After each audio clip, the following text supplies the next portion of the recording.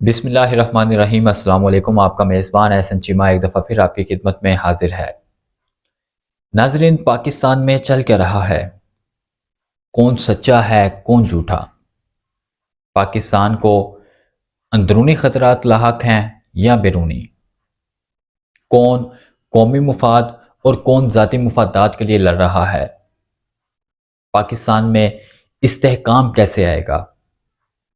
پاکستان کو اسٹیبلشمنٹ چلا رہی ہے یا عوامی نمائندے؟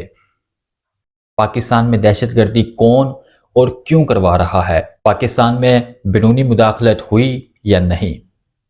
پاکستان میں الیکشن چوری ہوا یا نہیں؟ 26ویں آئینی ترمیم آئینی ہے یا غیر آئینی؟ پاکستان میں کسی سیاسی جماعت سے انتخابی نشان چھین لینا درست ہے یا غلط؟ پاکستان اور پاکستانی واقعی غلام ہیں یا پھر آزاد؟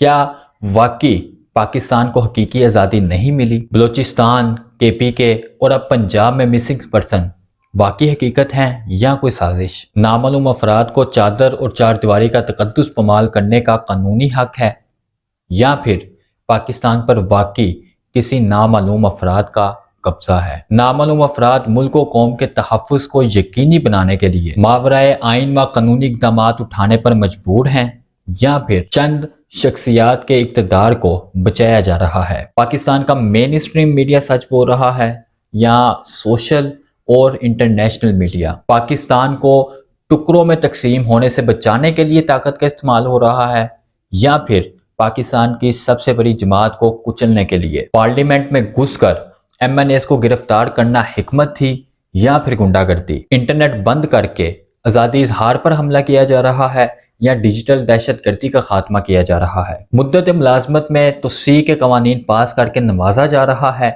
یا پھر پاکستان میں مزید محب وطن اور فرد شناس افسران کا خاتمہ ہو چکا ہے؟ عدالتوں میں سینیورٹی کی بجائے ہم خیال اور پسندیدہ ججوں کی تعیناتی میں میرٹ ہے یا پھر عدلیہ کو تقسیم کر کے ذاتی مفادات حاصل کیے جا رہے ہیں؟ سیاسی کارکنوں کا احتجاج درست ہے یا پھر ریاستی اہلکاروں کا گولیاں چلانا؟ دارالحکومت اسلام آباد میں دھرنا دینا آئینی ہے یا پھر ریاست پاکستان پر حملہ؟ صحافت کا فرض عوامی امنگوں کی ترجمانی ہے یا برسر اقتدار شخصیات کی غلطیوں پر پردہ ڈالنا؟ وقت کے حکمرانوں کی غلط پالیسیوں پر تنقید کرنا جرم ہے یا اصلاح؟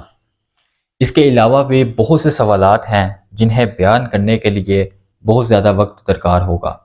فی الحال انہی سوالات پر گفتگو کر کے بہت سی باتیں سمجھی اور سمجھائی جا سکتی ہیں۔ ناظرین، اہل، عقل مند، دانا، حکمت، دلیر، بہادر، جرت، انسان دوست، حب الوطنی، ذمہ دار اور دیگر صفات کی حامل شخصیات سے تو توقع کی جا سکتی ہے کہ وہ سوالوں کے جواب دے دیں گے۔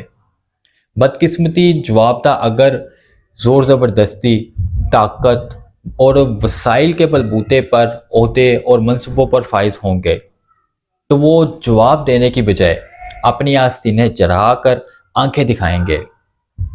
اگر کسی شخص کی کوئی چیز چرا لی جائے تو فطری عمل ہے کہ وہ سوال کرے گا، اور قانون چاہے فطری ہو، مذہبی ہو یا ریاست کا، تقاضا کرتا ہے کہ چوروں کو پکڑنے والے ادارے سوال کرنے والے کو جواب دیں اور اسے باتوں سے نہیں، اس کی چرائی ہوئی چیز کو بازیاب کر کے مطمئن کریں۔ بدقسمتی سے پاکستان میں کوئی بھی سوال اٹھایا جائے، انصاف مانگا جائے، میرٹ کی بات کی جائے، ظلم و ناانصافی پر آواز اٹھائی جائے، حق مانگا جائے، تو حق مانگنے والوں کو کبھی غدار، کبھی دہشت گرد، کبھی سیکیورٹی رسک، تو کبھی غیر ملکی ایجنٹ جیسے القابات سے نواز دیا جاتا ہے۔ اب تو بات گولیاں مارنے تک آ چکی ہے۔ خیر، ویڈیو کا آغاز سوالات سے ہوا تھا، لہٰذا واپس موضوع کی طرف چلتے ہیں۔ ناظرین، مذکورہ سوالات قیام پاکستان سے لے کر اب تک ایک پہیلی بنے ہوئے ہیں۔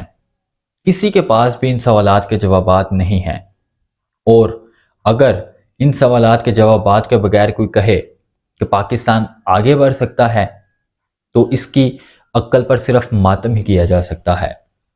بہرحال سوال تو سوال ہی ہوتا ہے، جب تک جواب نہیں ملتا سوال سوال ہی رہتا ہے۔